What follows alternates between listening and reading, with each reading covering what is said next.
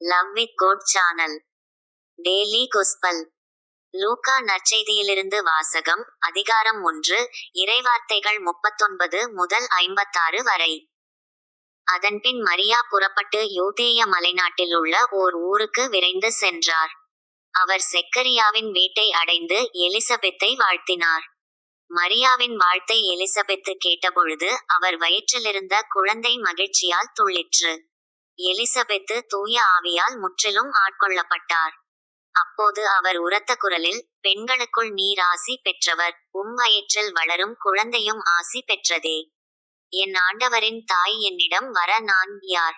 உம் வாழ்த்துரை என் காதில் விழுந்ததும் என் வயிற்றினுள்ளே குழந்தை பேறுவகையால் துள்ளிற்று. ஆண்டவர் உமக்குச் சொன்னவை நிறைவேறும் என்று நம்பிய நீர் பேறு பெற்றவர் என்றார். அதை கேட்ட மரியா பின்வருமாறு கூறினார்: ஆண்டவரை எனது உள்ளம் போற்றி பெருமை படுத்துகின்றது. என் மீட்பராம் கடவுளை நினைத்து எனது மனம் பேறுவகை கொள்கின்றது.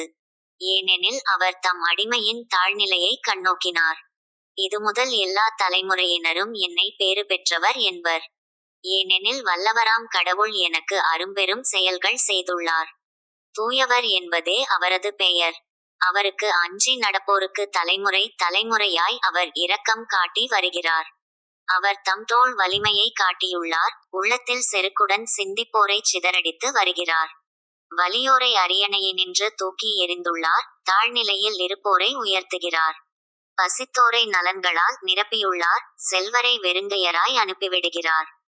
மூதாதையருக்கு உரைத்தபடியே அவர் ஆபிரகாமையும் அவர்தம் வழி மரபினரையும் என்றென்றும் இரக்கத்தோடு நினைவில் கொண்டுள்ளார். தம் ஊழியராகிய இஸ்ரேலுக்கு துணையாக இருந்து வருகிறார்.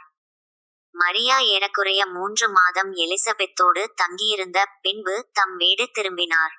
இது ஆண்டவர் வழங்கும் அருள்வாக்கு. இறைவா உமக்கு நன்றி.